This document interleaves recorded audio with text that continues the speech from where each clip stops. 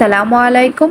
মাত্র ৫ মিনিটের না বেলেই সকালে ঝটপট ডিম পরোটা তৈরি করে নিন। সকালবেলা ঘুম থেকে উঠে প্রতিদিন আমাদের রুটি বেলতে খুবই কষ্ট হয়, তাই আপনারা ঝটপট এই নাস্তাটা বানিয়ে খেতে পারবেন।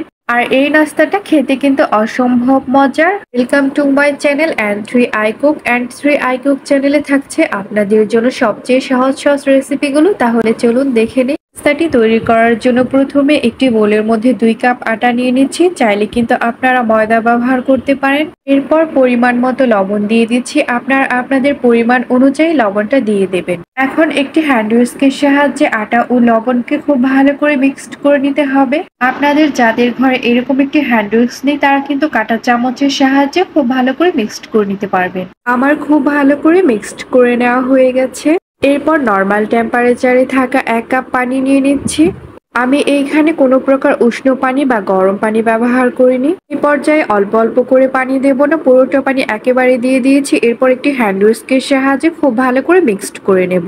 এমন ভাবে মিক্সড করে নিতে হবে যাতে কোনো প্রকার দানা দানা না থাকে, ব্যাটারটা যেন একদম স্মুথ হয়। কাপ পানি খুব ভালো করে মিক্সড করে নেওয়ার পর এরপর আরো 1 কাপ পানি নিয়েছি নর্মাল টেম্পারেচারে। এরপর এভাবে অল্প অল্প করে পানি দেব আর হ্যান্ড হুইস্কের সাহায্যে খুব ভালো করে মিক্সড করে নেব।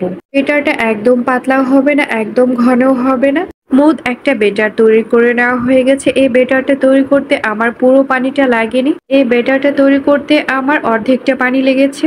আপনারা দেখে বুঝতে পারছেন ব্যাটারটা ঠিক কতটা স্মুথ হয়েছে।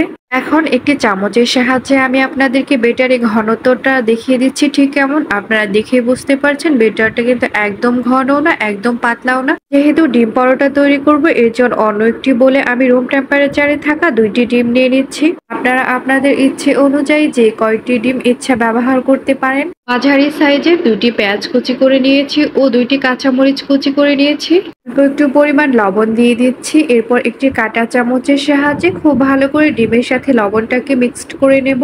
ততক্ষণ পর্যন্ত মিক্সড করতে থাকবো যতক্ষণ না পর্যন্ত ডিমের সাথে লবণটা খুব ভালো করে মিক্সড হয়ে যায়। ডিমের সাথে লবণটা খুব ভালো করে মিক্সড করে দেওয়া হয়ে গেছে।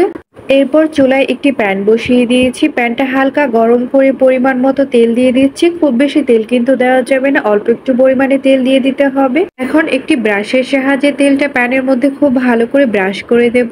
আপনাদের যাদের ঘরে এরকম একটি ব্রাশ নেই, তারা কিন্তু ছোট্ট একটি কাপড়ের টুকরোর সাহায্যে খুব ভালো করে ব্রাশ করে দিতে পারেন। তৈরি করে রাখা ব্যাটারটা এখন আমি প্যানের মধ্যে 2 চামচ এভাবে করে দিয়ে দেব। অবশ্যই কিন্তু এরকম একটি গোল চামচ ব্যবহার করতে হবে। 2 চামচ ব্যাটার দিয়ে দেওয়ার পর এখন এই চামচের সাহায্যে এভাবে করে ঘুরিয়ে ঘুরিয়ে রুটির মতো শেপ দিয়ে দিতে হবে। চামচটাকে কিন্তু একদম ডেবে ডেবে দেওয়া যাবে না, আলতো হাতে এভাবে করে রুটিটা শেপ দিয়ে দিতে হবে। আপনারা দেখতেই পাচ্ছেন আমি ঠিক কিভাবে রুটিটা শেপ দিয়ে দিচ্ছি। যদি আলতো হাতে এই রুটিটা শেপ না দেন, তাহলে কিন্তু রুটিটা একদম নষ্ট হয়ে যেতে পারে। তাই এইভাবে আলতো করে রুটিটা শেপটা দিয়ে দিতে হবে।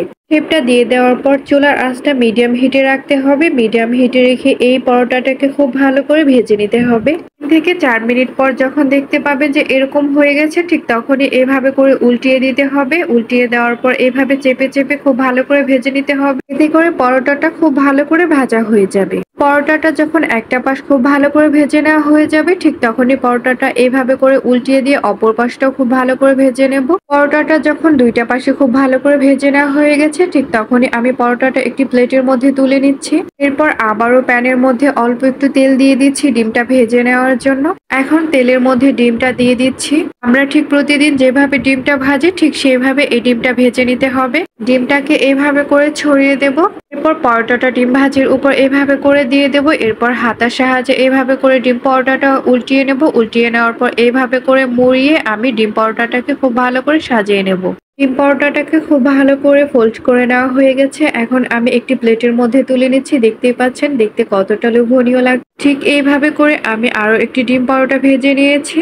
ডিম পরোটাটা আমি আপনাদেরকে একটু কেটে দেখাচ্ছি ঠিক কেমন হয়েছে। আপনারা দেখেই বুঝতে পারছেন ডিম পরোটা ঠিক কতটা লোভনীয় হয়েছে। এই ডিম পরোটাটা খেতে কিন্তু অসম্ভব মজার। আর হ্যাঁ, যদি আমার এই ডিম পরোটার রেসিপিটি আপনাদের ভালো লাগে, তাহলে অবশ্যই লাইক, কমেন্ট এবং শেয়ার করবেন। ইউটিউব থেকে দেখে থাকলে কিন্তু সাবস্ক্রাইব করবেন, আর ফেসবুক পেজ থেকে দেখে থাকলে কিন্তু ফলো করবেন। আর আপনাদের ভিডিওতে যদি বুঝতে কোনো অসুবিধা হয়, তাহলে অবশ্যই আমাকে জানাবেন। আর আমার এই ভিডিওটি দেখার জন্য আপনাদের সবাইকে অনেক অনেক ধন্যবাদ। আল্লাহ হাফেজ।